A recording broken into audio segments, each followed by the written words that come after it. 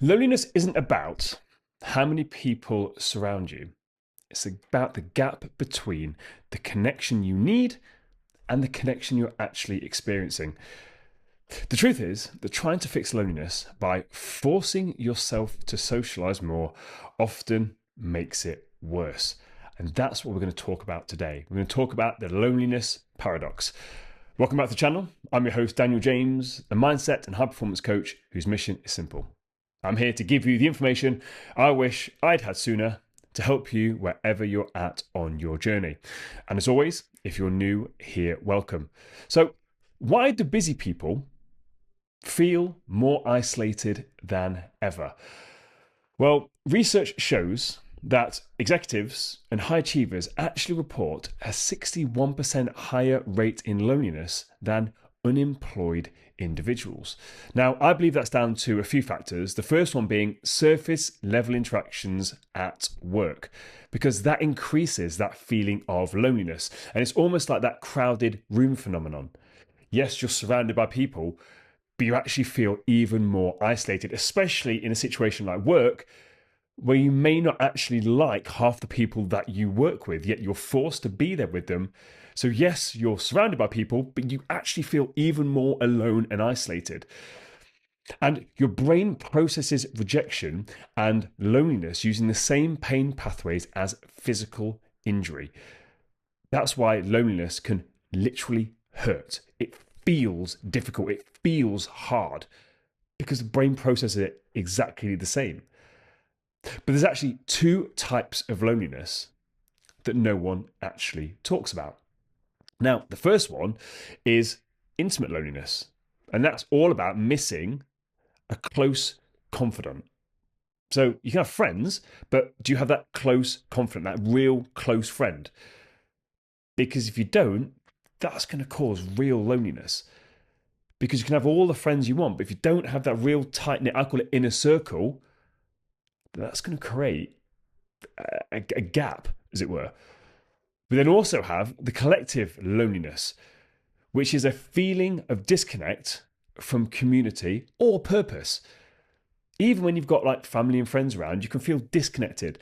And here's where the problem occurs. Because most people try to solve the wrong type. So they join social groups when they need a deeper connection, or they seek intense relationships when they actually need community and belonging. So what we're trying to do is we're trying to fix something, but we're using the wrong thing to do it, which then drives loneliness even more. Because actually, if we just want someone to really understand us on a deep level, yet we're going out and joining communities so people just understand us on a surface level, that's going to create an even bigger gap. Or vice versa. If we just want to just be around people and have surface level interactions, but engage with people more, but then actually what we're doing is we're going deep with people from the first conversations. Again, it's going to cause a disconnect. So I want to introduce something to you, which is the 3-touch rule that helps build actual, real, genuine connection, no matter where you are and what you're doing. Because quality beats quantity. So we're having 3 to 5 minute meaningful connections because that outperforms 30 surface level interactions. So what we want to do is just have small little interactions. Now, the formula for doing this, because a lot of the time people say to me, how do you go about doing that? Okay, first thing, share something slightly vulnerable and then ask a follow-up question. And then you remember that for next time so that it then actually builds that connection. So, first step, sharing something slightly vulnerable. That might look something like, hey, how are you doing today? And someone says, oh, I'm right, how are you? And then you say, do you know what? I'm struggling a bit today. A bit of vulnerability. My daughter, my son, blah, blah, blah, kept me up half the night with nightmares about monsters. Being a parent is exhausting sometimes. So bam, straight away, you're being open, you're being vulnerable, but it's not too heavy. And more importantly, it's real and it's human, so the other person may be able to connect to it. The second step is ask a follow-up question. Do you have kids? How do you handle having tired mornings. Because even if they don't have kids, you're still asking, hey, well, how do you handle tired mornings? Because every single person has tired mornings. But then it's showing that you have an interest in them. And it also invites them to share because people love to talk about themselves. So straight away, step one, share something vulnerable. Step two, ask a question. And number three, remember that for next time.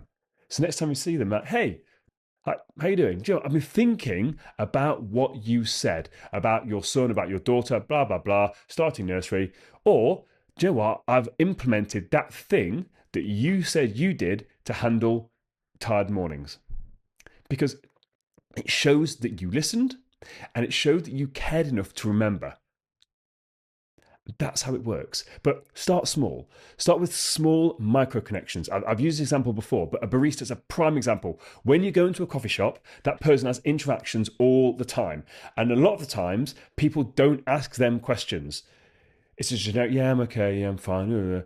But actually asking them a question that you genuinely are interested in as a follow-up from you being slightly vulnerable, and then going back next time you're seeing them and regurgitating that builds a connection. Or how about a colleague? Or maybe your neighbor. But start small. Before we're trying to go into these deep friendships, start small. Because whether you are looking to have a deeper connection or joining a community, this formula is going to help you break the ice. And obviously, to get deeper connections, it's just rinsing and repeating it, but on a deeper level. So for this week, a little challenge for you. What I'd like you to do is choose one person that you already interact with regularly. Could be a barber, hairdresser, barista. And then tomorrow, ask them one question that goes slightly deeper than usual. Maybe asking them, how are you really doing? How are you actually? Or what's been on your mind lately? Or a great one, what does it feel like to be you at the moment? And then here's the key thing. Actually listen. Actually listen without trying to fix anything. Just listen. And that's it. One person, one question, and then see how that builds a genuine connection. Because the key thing is you're not pretending to care. You actually are caring and you are interested. I hope you found value from today's episode. If you have taken any value from it, please don't forget to share it with a friend. If you took real value, don't forget to give us a thumbs up because it massively helps the algorithm. Until next time, take it easy.